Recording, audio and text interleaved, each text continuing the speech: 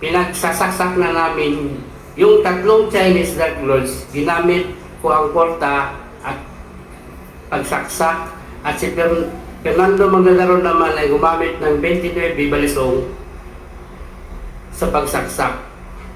Ang kwarta at 29 balisong na nagamit ng palaksak ay binigay ni Leo Pinkian isang araw bago. Habang naglalakad kami papuntang investigation section, tumunog ang cellphone ni Superintendent Padilla.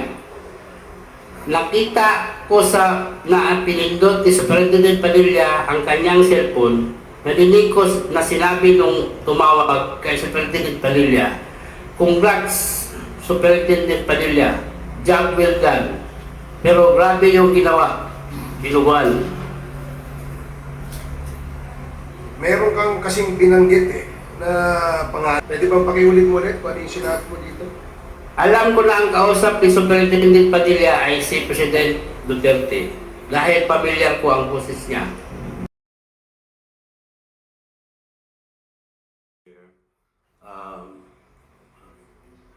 Please raise your right hand. Kayo ba ay taos-pusong nanunumpa na sabihin ang katotohanan at pawang katotohanan lamang sa pagdinig ng kapulungang ito? Opo. Thank you, Mr. Chair. Salamat, Comsec.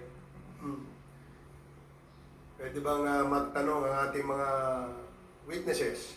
Kayo ba ay nangangailangan ng abogado sa pagdinig na ito?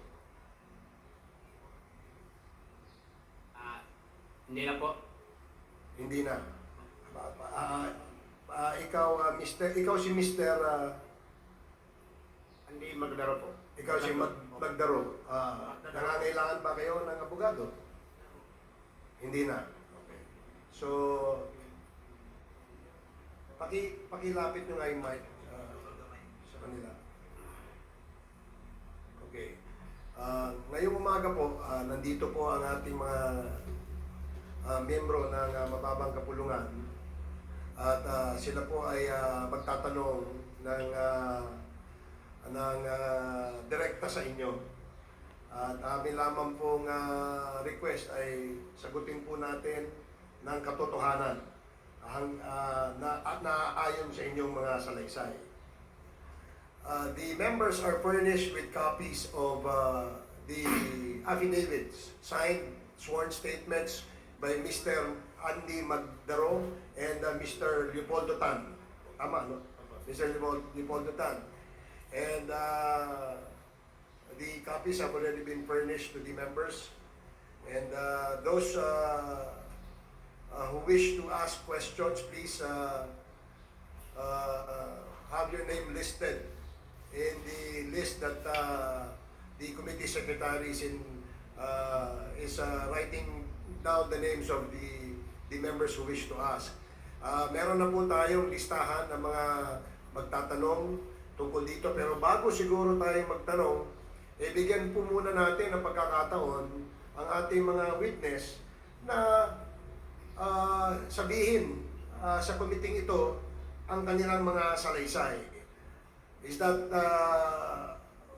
okay with the members? Okay. So, siguro, sino po ang ating uunahing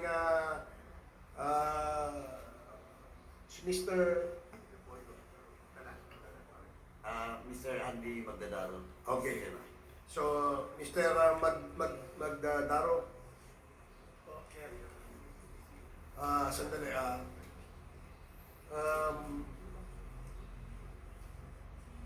1 minute suspension.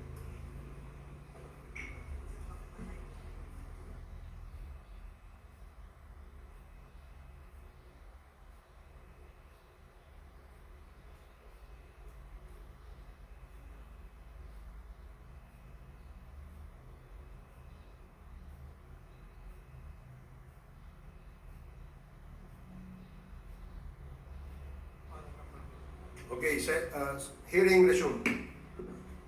So marami pong mga miyembro na nagpalista dito na gusto magtanong.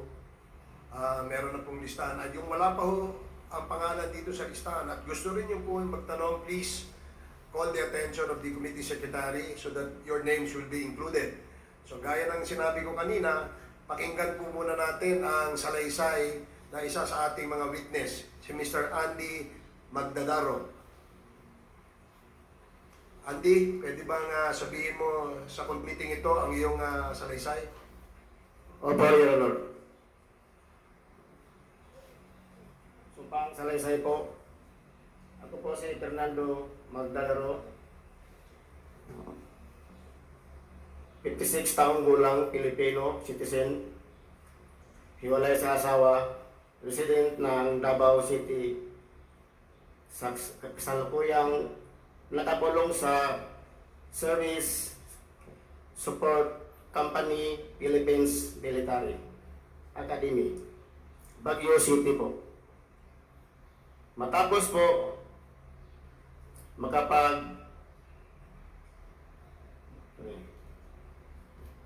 makapagpanumpa ng ayon sa batas ay malaya at kusang loob na papahayag ng mga sumusunod.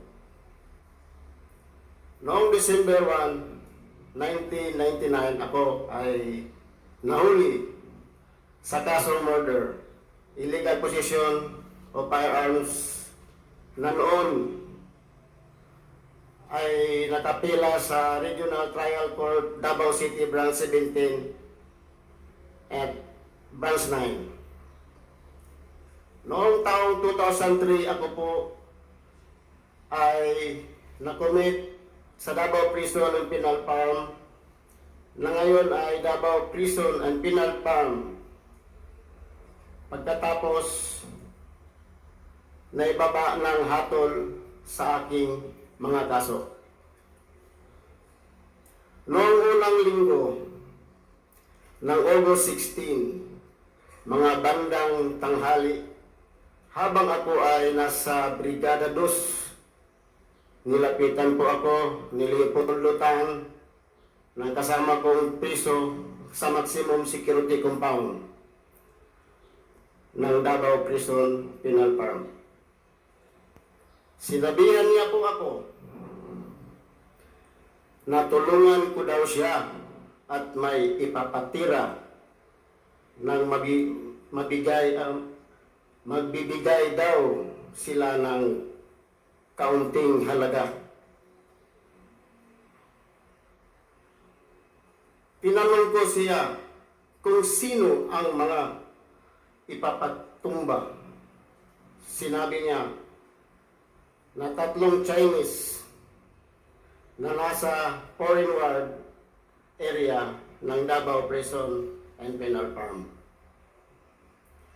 Sinabi din niya na ang nag-utos ay yung dati niyang kaklase sa empleyado ng gobyerno. Ngayon na kinakausap niya sa labas ng gate po.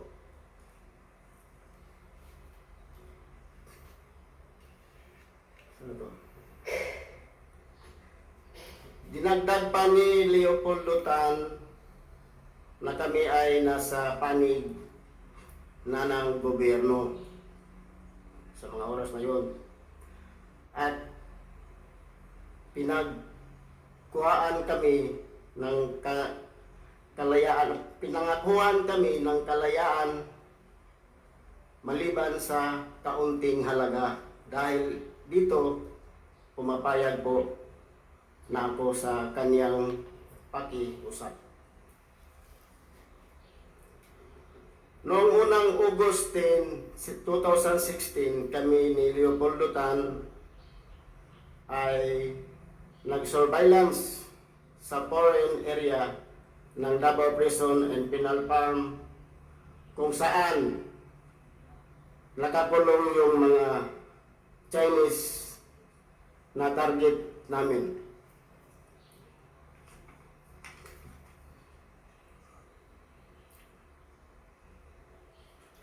Doon ko unang nakita yung 3 Chinese na nakalaunan ay nalaman ko na pangalan nila ay si Chokintong, Jackson Lee at Wong. Noong August 11, 2016, pumasok ang mga tauhan ng Bucor sa aking silda at ako ay kinagkapan nila, pinalabas na nila na may nakuha sa akin na empty sachet na shabu na may kaunting residue sa aking bulsa. Sa aking pagkakaalam, ito ay para ng plano nila Leopoldo Tan kung paano iligpit yung tatlong Chinese.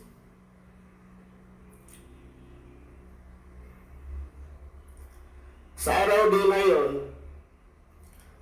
at ako at si Leopoldo Tan ay sabay na pumasok sa Bartolina, Silda 6. Noong hapon, August 13, 2016, dinala ng mga taga-Bucor yung tatlong Chinese national sa aming silda noong unang araw na lang pumasok sa loob. Kaya pinalabas muna kami ni Leopoldo Tan at saka sila pinapasok. Tubig, sir. Wow, man. Page, pakibigyan nga ng tubig. Sige, sir.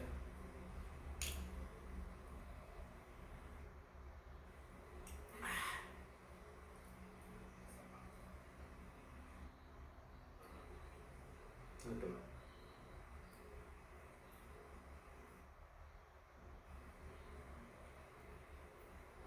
Sila sa ito. Noong hapon ito.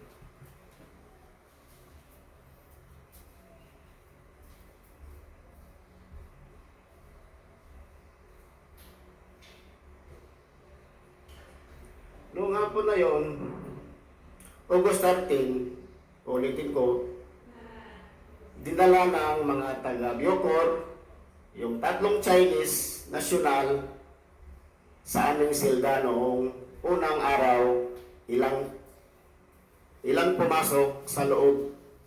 Kaya pinalabas muna kami ni Leopoldo Tan, saka sila pinapasok ulit. Mga 8 a.m.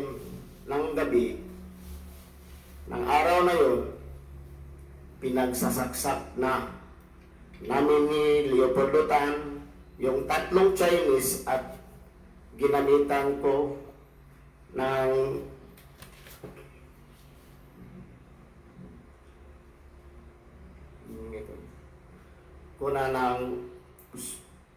panaksak at yung ibinigay ni Leo Pinkian na 29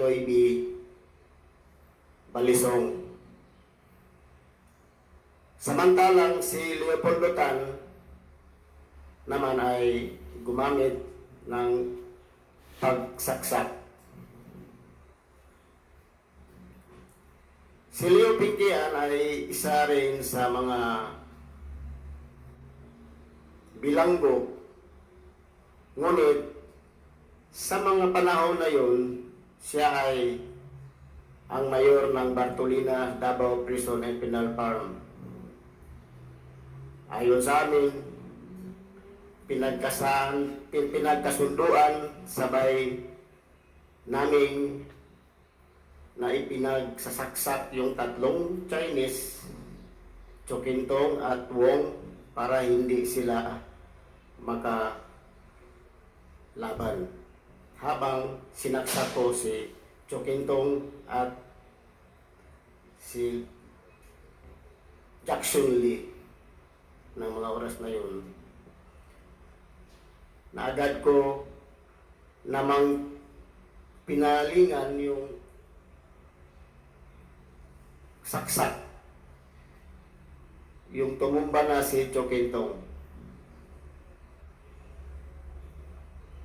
Pagkatapos ng insidente ng pagpatay sa 3 Chinese drug lord, nilagyan ko ng malong yung rihas ng Bartolina Silda size para hindi makita yung duguan na katawan ng 3 Chinese drug lord. Pagkatapos ay dumating si Superintendent Grialdo Padilla sa Bartolina Celda size at sinabi niya, anong ginamit niyo? Ihagis niyo sa labas at ihagis niyo naman sa aming hinagis naman namin ang kurta at balisong sa labas ng selda namin.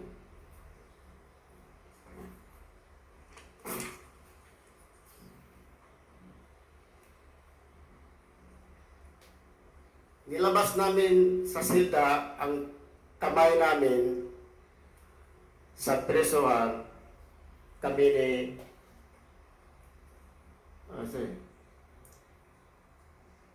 ni Sir Poro, pinalabas kami para dalhin sa IS Investigation Section. Kami ni Leopoldo Tan ay kinasuhan ng homicide dahil sa pagpatay sa 3 Chinese na agad aming inamin para matapos na yung kaso dahil sa aming pag-amin noong 2019 kami ay nasintensyahan ng 3 counts at 3 years, 6 months and 1 day. Pagkatapos ay 2 araw ng incident, pagsaksak namin sa 3 Chinese drug lord,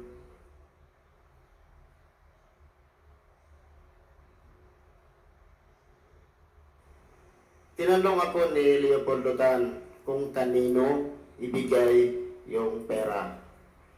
Pinangako niya, sinabi ni Leopoldo Tan sa akin. Binigay.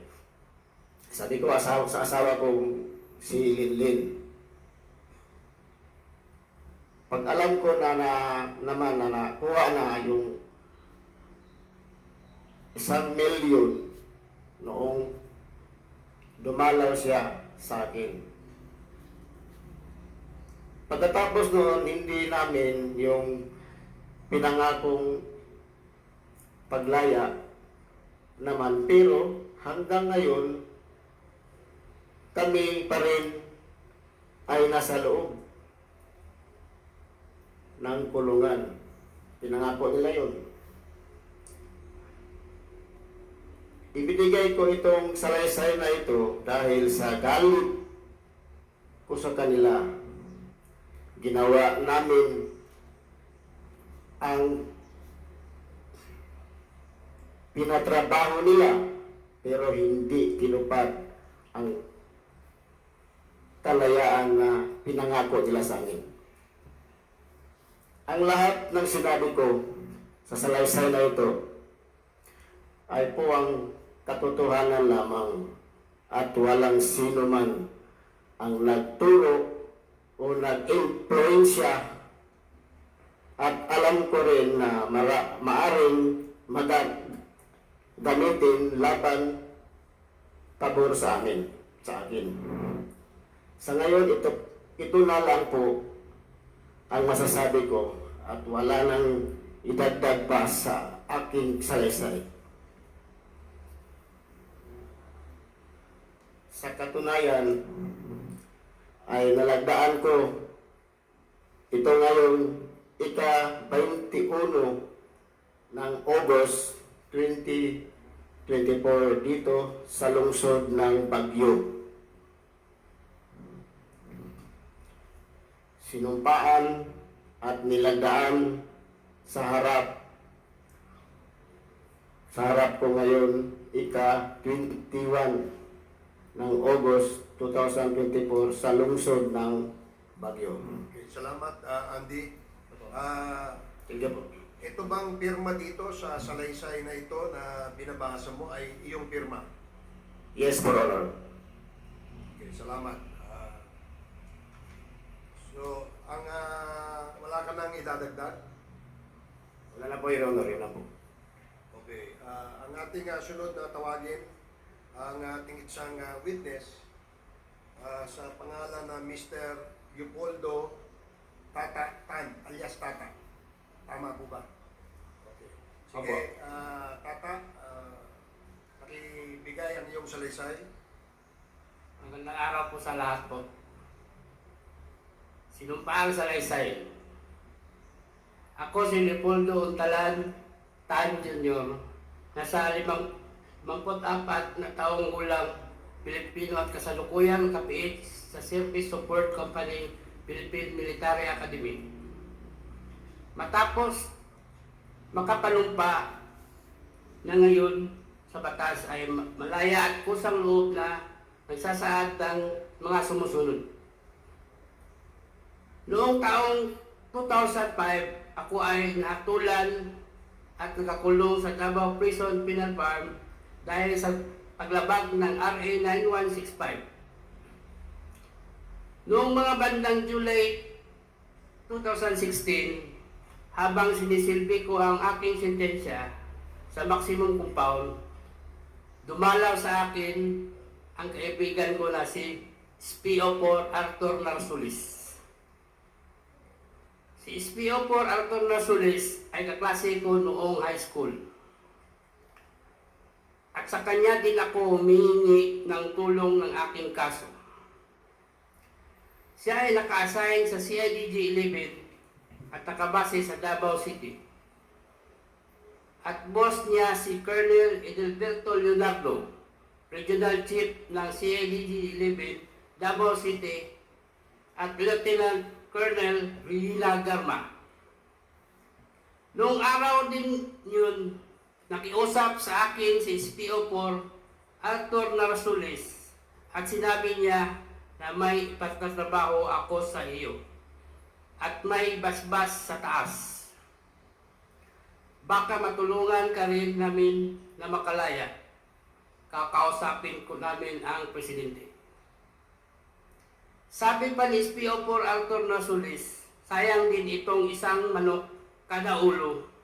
Sa aking pagkakaintindi at pagkakaalam, ang isang manok ay 1 milyon. Tinanggap ko ang alok ni SPO4 Arthur Narsulis na pera at pangakong makakalaya ako. Dahil naniniwala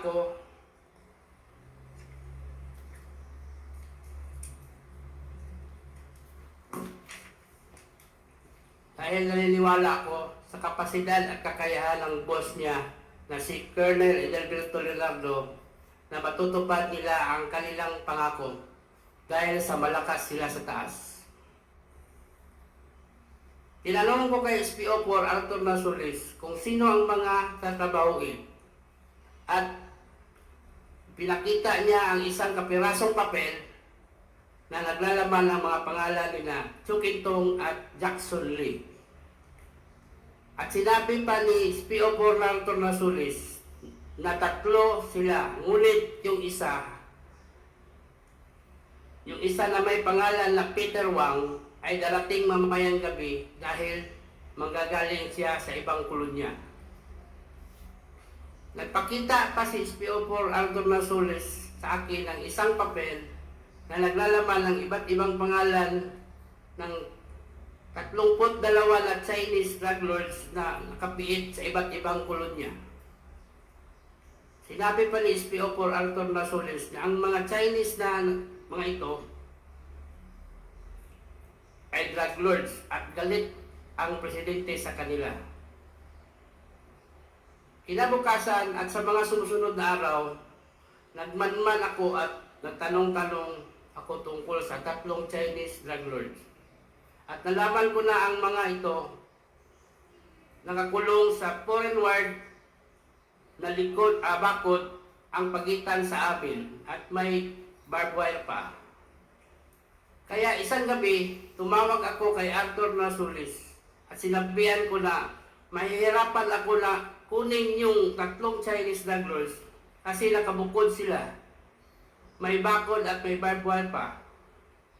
Sinabihan ako ni SPO4 Arthur Nasulis na maghanap ako ng kasama ko para sa trabaho sa tatlong Chinese drug lords. Ibabartolina na lang kami at doon na namin isasagawa ang pagpatay.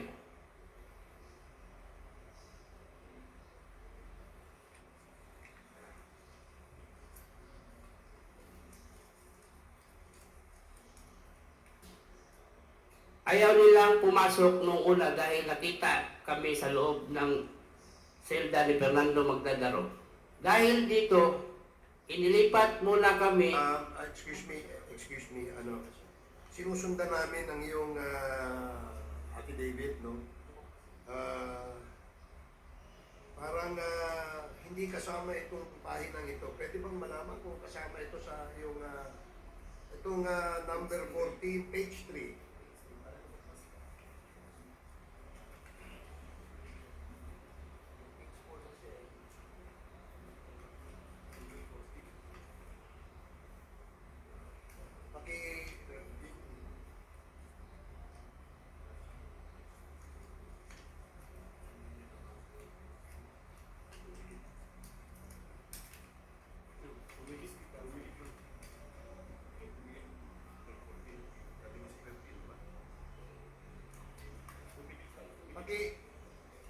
Paki-check mo nga ulit kung yan na kasama sa iyong salaysay.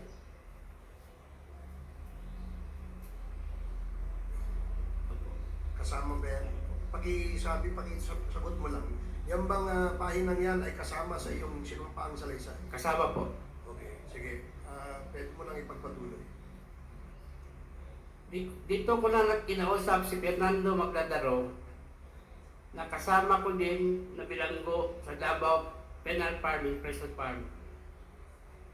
Si Andy ay kaibigan ko at alam ko na isa siyang trabahante.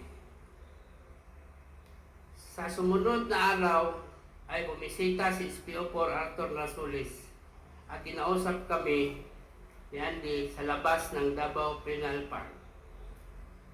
Dito binuksan ng gate officer ang control gate at nakita ko din sa gate si Superintendent Gerardo Padilla at tinapik pa ako.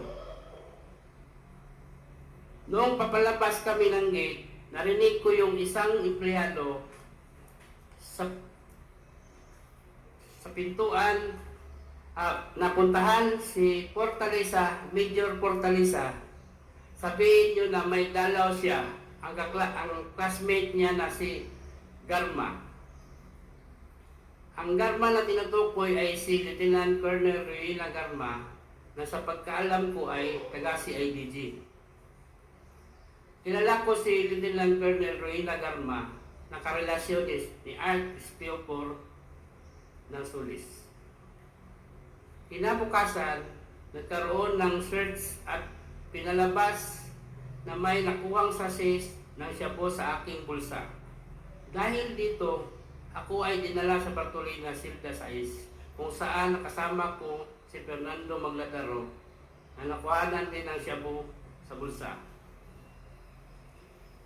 Sa loob ng Bartolina, lumapit si Jimmy Fortaleza at sinabihan ako ng, "Tol, trabahoin nyo yan. Hindi kayo pwedeng pumalpak." Habang nasa Bartolina kami, si Jimmy Fortaleza ang nagbibigay sa amin ng kanin, ulam, sigarilyo at coke. Pagkaraan ng 2 araw, dinala ng mga taga-Bucor yung 3 Chinese drug lords sa Bartolina, Silda Sais.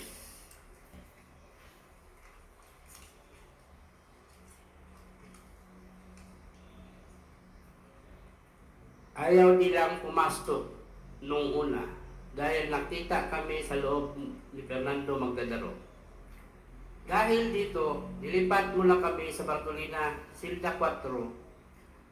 Saka pumasok ang 3 Chinese drug lords at pagkaraan ng ilang minuto ay binalik din kami sa Bartolina, Silda 6. Noong August 13 ng gabi, pinagsasaksak na namin yung 3 Chinese drug lords. Ginamit ko ang porta at pagsaksak at si Fernando Magdadaro naman ay gumamit ng 29 balisong sa pagsaksak. Ang porta at 29 balisong na nagamit ng palaksak ay binigay ni Leo Pinquian 1 araw bago yung insidente. Si Leo Pinquian ay mayor ng Bartolina.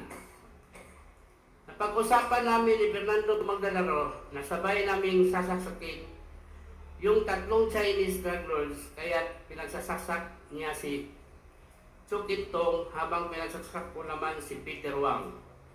Pagkatapos sumunod na pinagsasaksak ni Fernando Magdadaro si Jackson Lee. Pagkatapos ng insidente ng pagpatay sa 3 Chinese drug lords, nilagyan ni Fernando Magdadaro ng malong yung rehas ng Bartolina, Silda 6, para hindi makita ang duguan ng katawan ng 3 Chinese drug lords. Pagkatapos ay dumating si Superintendent Gerardo Padilla sa Bartolina, Silda 6, at sinabi niya na, anong ginamit ninyo? Ihagis sa labas. At tinagis naman namin ang porta at ang balisong sa labas ng silda. Ilabas namin sa silda ang kamay namin at pinusasan kami ni Sir Puro. Pinalabas kami para dalhin sa IS Investigation Section.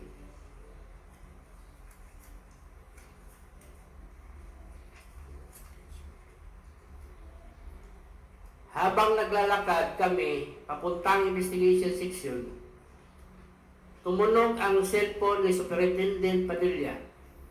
Nakita ko na pinindot ni Superintendent Padilla ang kanyang cellphone. Nadinig ko na sinabi nung tumawag kay Superintendent Padilla, "Congrats Superintendent Padilla, job well done." Pero grabe yung ginawang dinuguan. Alam ko na ang kausap ni Superintendent Padilla ay si Presidente Duterte dahil pamilyar ko ang boses niya. Sandali lang. Teka muna. Medyo seryoso yung sinabi mo eh. Pinaninindigan mo ba yan? Opo, sir. Pwede bang ulitin mo kung ano yung sinabi mo?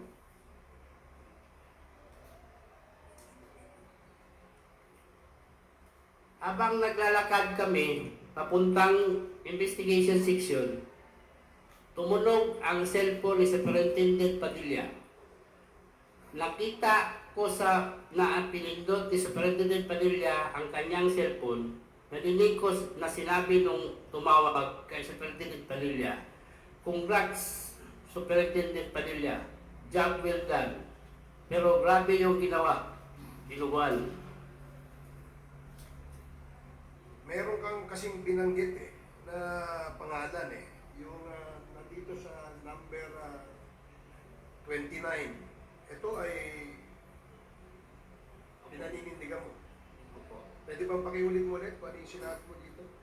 Alam ko na ang kausap ni Superintendent Padilla ay si President Duterte dahil pamilyar ko ang boses niya.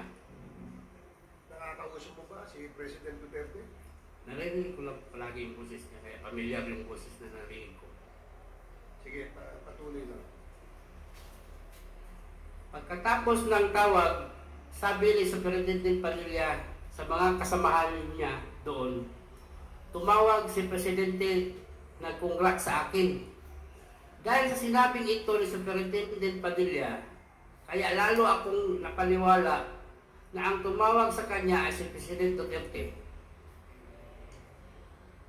Pagkatapos kaming imbestigahan sa IS, kinausap kami ng hipi ng Bartolina na si Jerome Blasi. Pinapapili kami kung saan selda ang gusto namin at pinapalinis ni Superintendent Padilla. Pinili namin ang Bartolina na selda sa IS at doon kami naglagi ng 3 linggo. Pagkatapos ng 2 araw, dumalaw sa akin si SPO4 Arthur Narsulis at sinabihan kami na nandito na ang reward ninyo na tig-1 milyon. Saan ko ito ibibigay? At ang sagot ko, ibigay mo ang 1 milyon sa asawa ko. At ang sani naman ni Fernando Magdadaro, ibigay ang 1 milyon sa kanyang asawa. Pagkaalis ni SPO4 Narsulis, naisip ko na ang usapan namin ay 1 milyon kada ulo. Kaya kulang ang reward na natanggap ng mga asawa namin. Ngunit naisip ko rin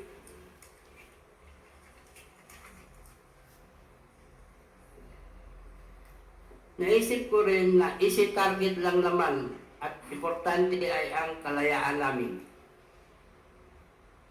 Noong sumunod na araw ay dumalaw ang asawa ko at ang asawa ni Fernando Magdadaro at kinumpirma nila na natanggap na nila ang tig-1 milyon.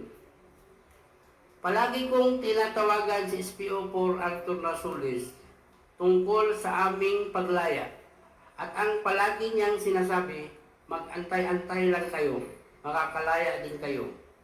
Sabihan namin ang presidente. Naghintay kami sa pangakong yun hanggang matapos ang administrasyon, hindi kami tinulungan na lumabas. Hanggang sa pinaamin nila ang kaso ng pagpatay sa 3 Chinese drug lord at kinasuhan kami ng homicide.